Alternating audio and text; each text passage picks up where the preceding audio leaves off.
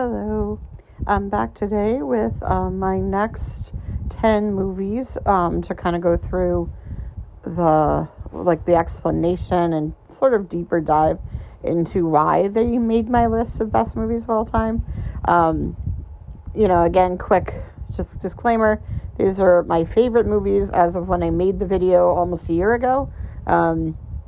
So the order probably has changed in that time period. There may be other ones I forgot or movies that I, have seen since, but we're just going to stick with it because, as everybody knows, with things like this, you can change your mind almost daily. So, I'm just going to go through the 90 to 81 and we'll go from there. So the first one on here is Full Metal Jacket, and that's number 90. And this one, it doesn't surprise me because I really like Stanley Kubrick. Obviously, the acting is really good, but I'm generally not a huge war movie person. That doesn't mean I don't like them. I really enjoyed 1917. I thought Dunkirk was pretty good.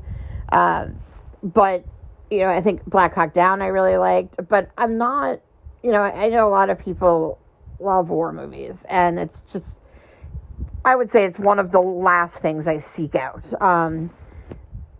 So, that being said, what I think I love about Full Metal Jacket is it's a war movie, but it's like multiple parts.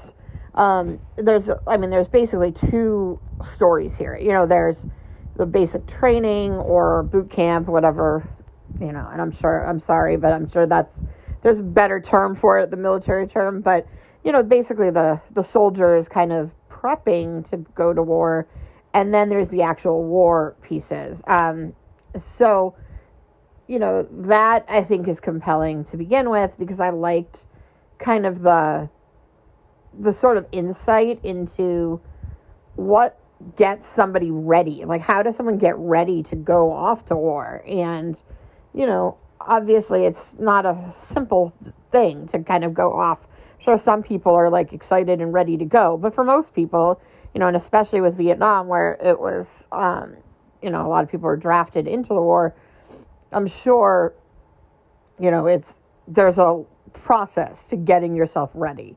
And is anyone ever really ready for, what they're going to deal with? And so, I liked seeing that part. And then obviously, like I said, it's Stanley Kubrick. And so, he's just very, very good, at setting things up visually. And so the parts in the war are very, very nice to look at. I mean, they're not nice to look at in the terms of the fact that, like, horrible things are happening, but obviously from a directing standpoint, it's just very impressive visually. And so I do think, if I look at the war movies I've liked, again, one's Christopher Nolan. I forget who did 1917. I feel like it might have been somebody, I think it was someone really good. And then, I love Thin Red Line, and that's Terrence Malick. So, we're talking about, usually if I end up like being really into it, it's not the story that does it for me. A lot of times it's, either the characterization or just kind of the visuals, the immersive sort of nature of it. And so, obviously this one's up there for me. And like I said, I think having the two parts is also really interesting. So that's why Full Metal Jacket has been on there. The next one, moving into on the opposite end, very different perspective, is The Wizard of Oz. And, this is one of those movies that I think we all kind of went through this period. I feel like a lot of people do, where you like a movie a lot as a kid, and then you hit that, like, point as, like, sort of junior high, pre-adolescence, where you're, like, too cool for the things that you liked as a kid. And then that goes into high school for a bit. And then you kind of go back to it from a nostalgic standpoint, at the end of high school and college, or, as you get older. And I think The Wizard of Oz was one of those, if you had asked me, like, there was that period from, like, 7th to, like, 10th grade where I was like, that's a kid's movie. But for the most part, I've always really loved, Toys R Us. And I've seen it multiple times since, and yes, it's definitely dated. But given, like, how old it is, it doesn't feel as dated as you would think. Plus, the story's fantastic. I mean, obviously, it's a pretty significant story in the history of literature. And one of the things, like, I was not around. I was not born when it first came out, although I can imagine it must have been even more mind-blowing, at the time. But I remember even just the first time I saw it when I was really, really little and it was on TV, my parents, like, got me prepped to watch, the transition from black and white to color. And I remember just as a little kid being, like, so amazed at that happening, just that, like, moment. And so I can only imagine what it must have been like for people, back in, like, what was it, the 30s, 40s, to, like, see this movie. And so, but it, it really does hold up. I mean, although it's dated, it's still, the story is obviously still important and meaningful. And, given the age, it's still a really solid movie. So the next one's a new movie, also a kid's movie, but this is one that definitely shocked me as to how good this was, and this is Paddington. And the funny thing with this movie is I liked Paddington when I was little, like the books. I thought they were cute. But, I mean, I don't think when I saw that the movie was coming out, I had pretty much no interest whatsoever, because I was like, that's a kid's movie. And it's a pretty solid kid's story. It's like Curious George. I mean, there's not a lot of depth to it when you're older, so you're kind of like, it's not like a Wizard of Oz where there's, layers to the story. So I just had no interest. And then I remember looking at, like, the best movies of the year it came out, and it kept making all the lists. And then when Paddington 2 came out, it was like, kept being listed on the best movies of the year. And I was like, at first I was like, this is funny. And then I was like, or sometimes you see it as, like, the box office, it's high in the box office ratings because, let's be honest, kids can watch something over and over and over. And a lot of times, parents will either take them to see it over and over and over, or they'll buy a lot of the merchandise. And so a lot of those movies do well in terms of, like, box office success and financially. That doesn't make them good. And so all of a sudden I'm seeing that this is, like, this 100% on Rotten Tomatoes. Everybody, like all these film critics are listing it as best of the year. And so I was like, okay, I got to see these Paddington movies. And well deserved is all I'm going to say. Like, if you haven't seen them, just be prepared for how shockingly good the Paddington movies are. I really was not anticipating how good they were going to be. I mean, yeah, they're family movies and they're cute, but they have, like, a little bit of, like, I don't want to say edgy. I mean, edgy for, I guess, a family movie. Edgy kind of humor, but they're, like, really, really smart. And just, yeah, it blew me away. Absolutely blew me away. It was not what I was expecting at all. And I don't know why. I mean, I liked them as a kid, but, like, I did not expect the level of quality of the Paddington movies have. And if you haven't seen them, you definitely need to check them out. So the next one, and again, I kind of, like, my things go from, like, they seem to go in this really, really wide range as I go from one thing to the next. So we're going with, like, a newer family movie to a classic, not remotely family-friendly movie, and this is Easy Rider. And again, this is another one, like, a lot of these are movies that really surprised me, I think, in this grouping. Easy Rider, I mean, obviously I knew it was, like, a classic, and everybody was like, oh, you gotta see it, it's on, like, best movies of all time, and,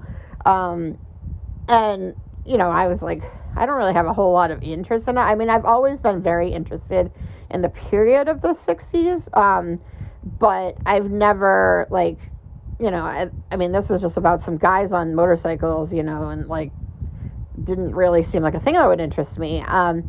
But it's so phenomenally acted, and it's just, the story is just great. And I was like really surprised at how much I loved this movie. It's kind of bleak. It's definitely dark in places. Not even as dark as I would have thought, I guess. I mean, it's pretty dark, but what I think I really liked about it is it was way more of like a character study than I was anticipating. I thought it was, and I don't know if it's like based on a book or anything like that, but it has that kind of like very strong character development. Obviously there's some good visuals and the acting is really good, but it's a story that it's a unique thing where it's a story of its age, but it's also like universal and relevant outside of its age, which is sort of hard to pull off. Like, even though I have obviously nothing in common with the characters and the time period is very different, I find it very relatable, like a lot of the concepts in it. At the same time, the context of the period in which it was made is pretty much a part of the plot, and it really strangely, it has relevant themes, but it also is very, very set, like strongly set in its era.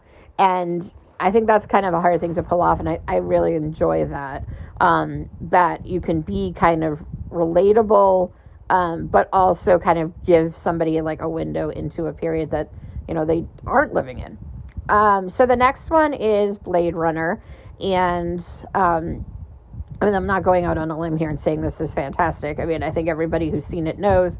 I love the book too. I had read the book. I read the book after seeing the movie. But so like I had seen the movie, I think, in high school, and then in college I read, in one of my classes we read To Android's Dream of Electric Sheep, and then we watched the movie to do like the kind of comparison between them.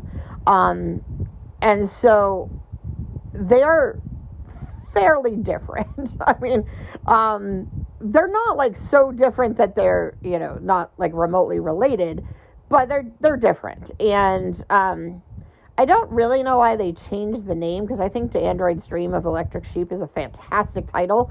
I don't know if it had to do with the fact that they were taking so many creative liberties, and I don't know if it was just an issue because it was too much of an adapted screenplay.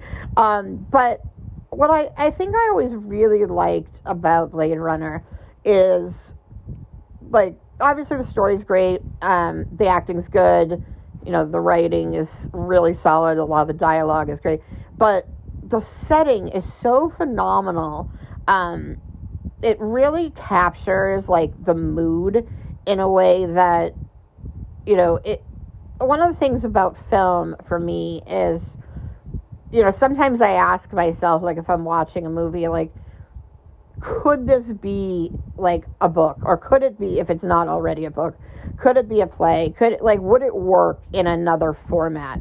And sometimes, yes, it's a great character study and I enjoy it, but, it doesn't have to be a film to be enjoyable.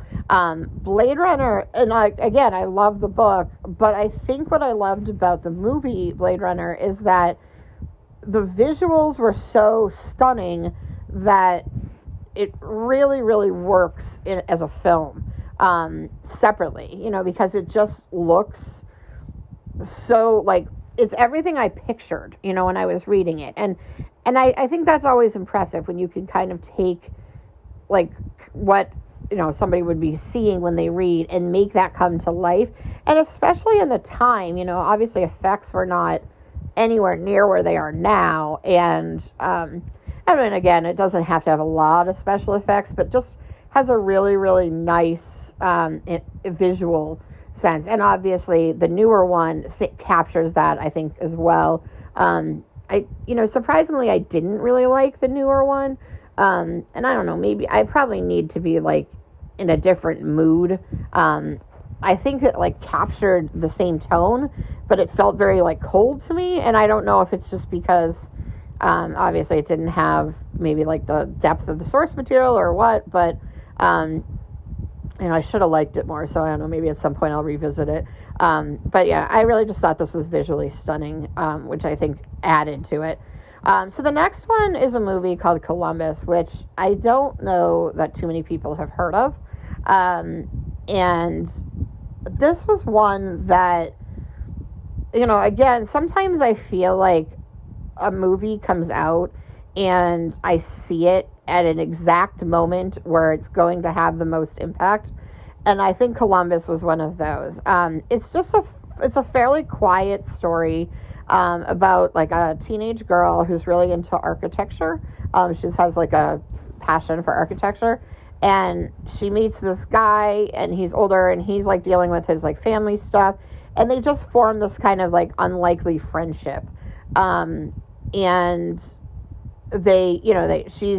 she's dealing with some things, and he's dealing with some things, and they just talk about those things, and they also go around like Columbus and look at like buildings and talk about architecture and stuff. And it's again, does that sound interesting? Probably not, but it's just very, very well written. The characters were just they're the kind of characters that you're like, okay, they're spot on for the type of people that are being portrayed here.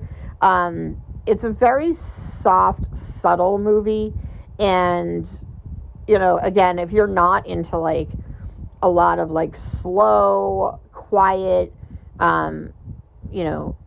character studies with only a couple characters, with a plot that's not really like massively impactful, it's probably not for you. But for some reason, it just, and again, I think it did everything. It had the writing, the acting, and the visuals all just really came together, I thought, in a way that like got the point across and like told the story both visually and like in the written way, and in performance and through dialogue, and in a way that worked. And again, I don't know if it was just that moment in time for me, if it was just kind of a story I needed at that moment, because it felt like at that point, for whatever reason, it just felt very personal as well.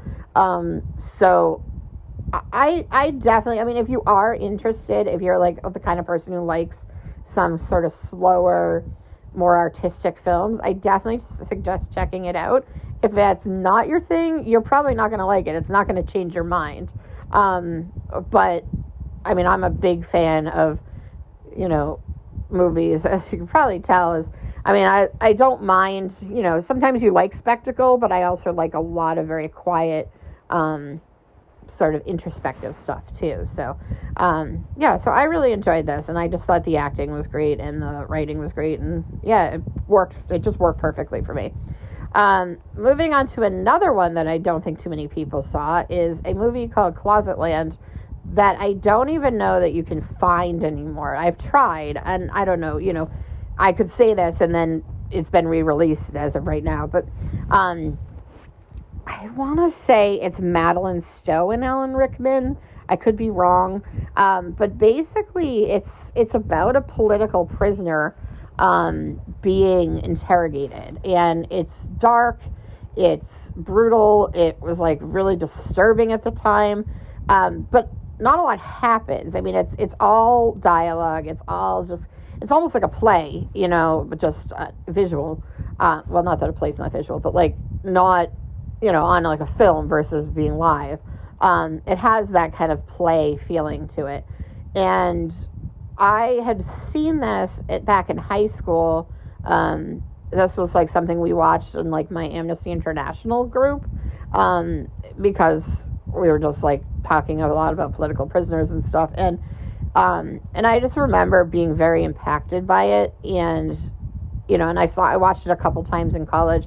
And now I don't know, I haven't been able to track it down either on, I have it on VHS, but I don't have VCR anymore. So I don't know. I don't know if there was a reason it was taken out, or if just it was so small budget that nobody bothered to translate it to DVD or streaming. But it is something that if you can track down, it's like, again, Alan Rickman's in it, so it's good anyway, but I really, really enjoyed this. And again, when I say enjoy, it's very dark and very disturbing. So, don't go into it thinking it's going to be fun or like entertaining. It's extremely like unnerving and unsettling, and deals with some very, very dark and very like significant themes. So, go into that with that in mind. I mean, there's probably a lot of content warnings on this, but yeah, it's something that I really enjoyed at the time. Again, when I use enjoy, I want to say it's like it had an impact on me as a film. So I don't mean enjoy in the fact that I was like, yeah, that was fun. So keep that in mind. So the next one, it was a much bigger film. And obviously, it was an Oscar nominee, and this is Brokeback Mountain. And I mean, I'll be honest, yes. I mean, the fact that it was, at the time, kind of, I don't want to say controversial, but at least, like, a little shocking to people because, there weren't a lot of, at least, like, a lot of big movies dealing with, like, openly gay relationships. And, having, I mean, now it's kind of like, you couldn't find, like, gay people to be in this movie, but, at the time, it was just like, wow, Heath Ledger and Jake Gyllenhaal are, like, and there's, it was, like, a big deal at the time. But that isn't why I like the movie. I mean, that obviously played a role in why it was so popular at the time, because it was so, like, no one was really doing this, and it was, like, a mainstream movie, and, but, I mean, for those of you who like Larry McMurtry, who like Annie Proulx, I mean, they worked on the story together.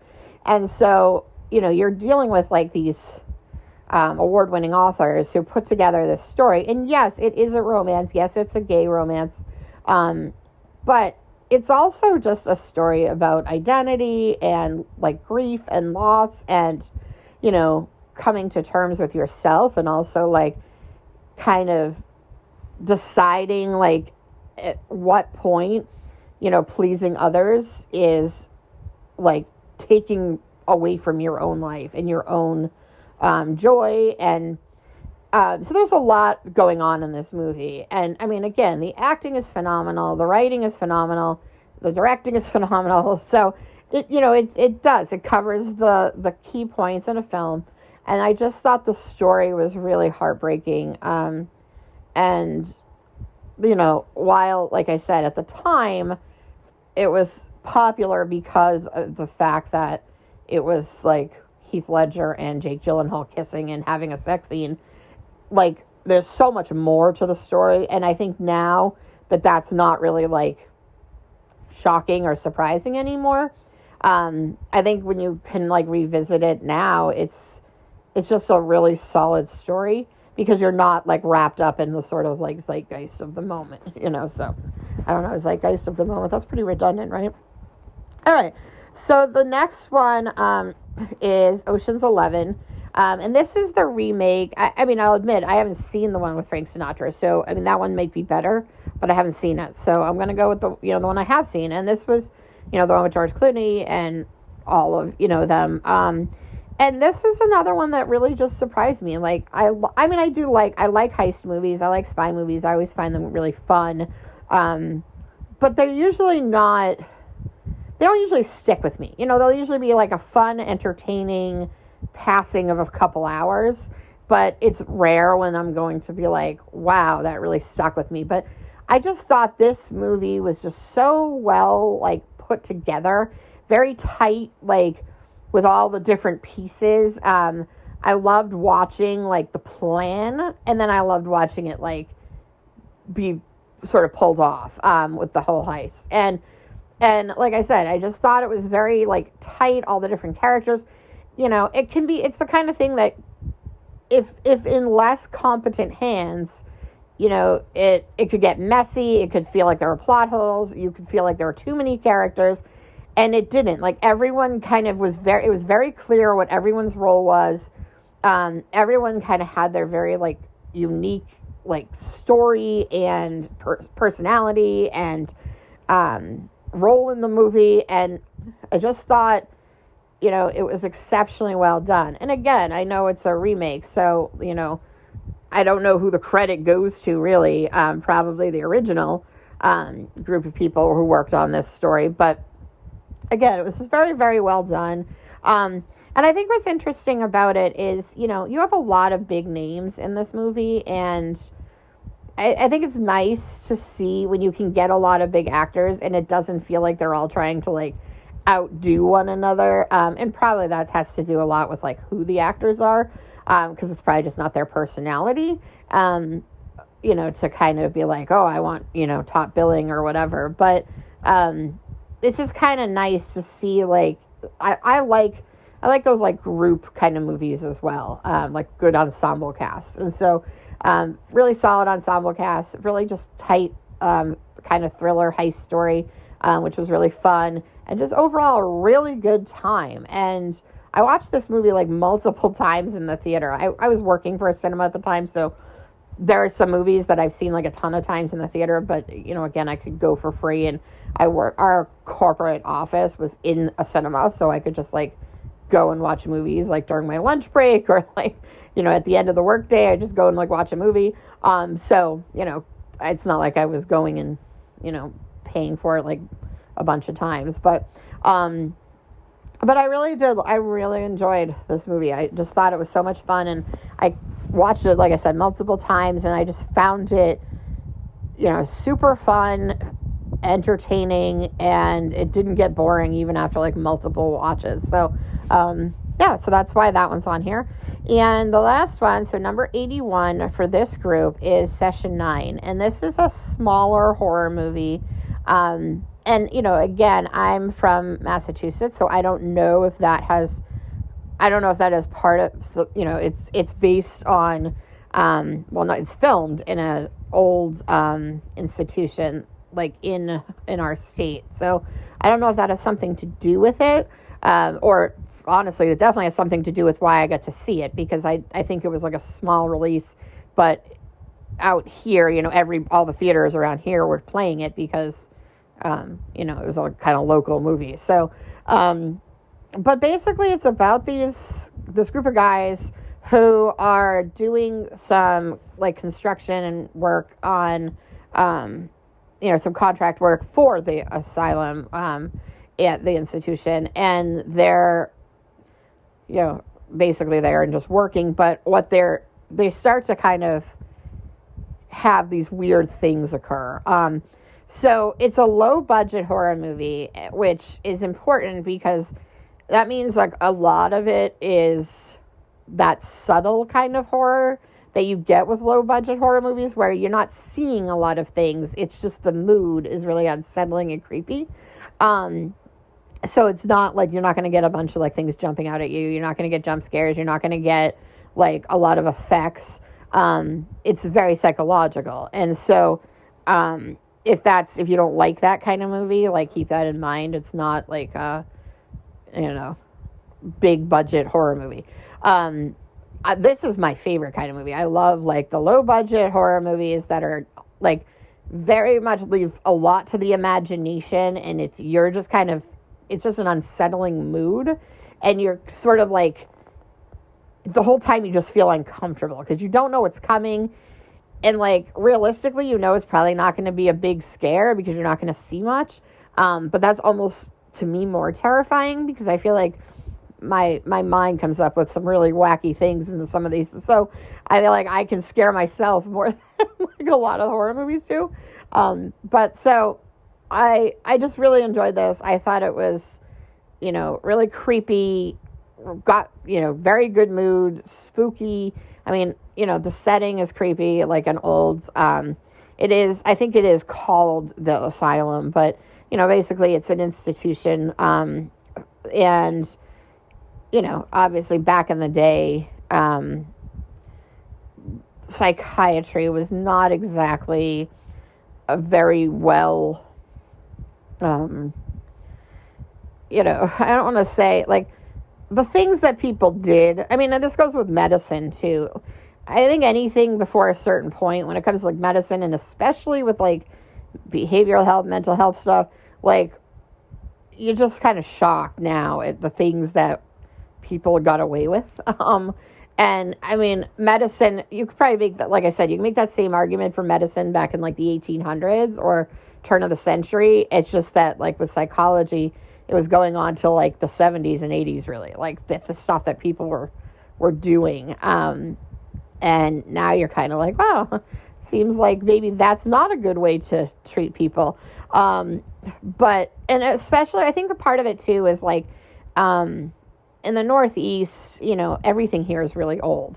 I mean, if you live in like Europe, it's not that old because, for us it's old, and you guys are like, yeah, here's this thing from like the year 4.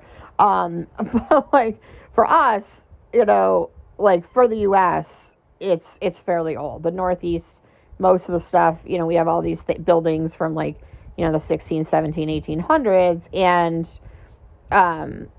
so a lot of these buildings are also like, they're creepy, they're old, they're, at this point they're like falling apart.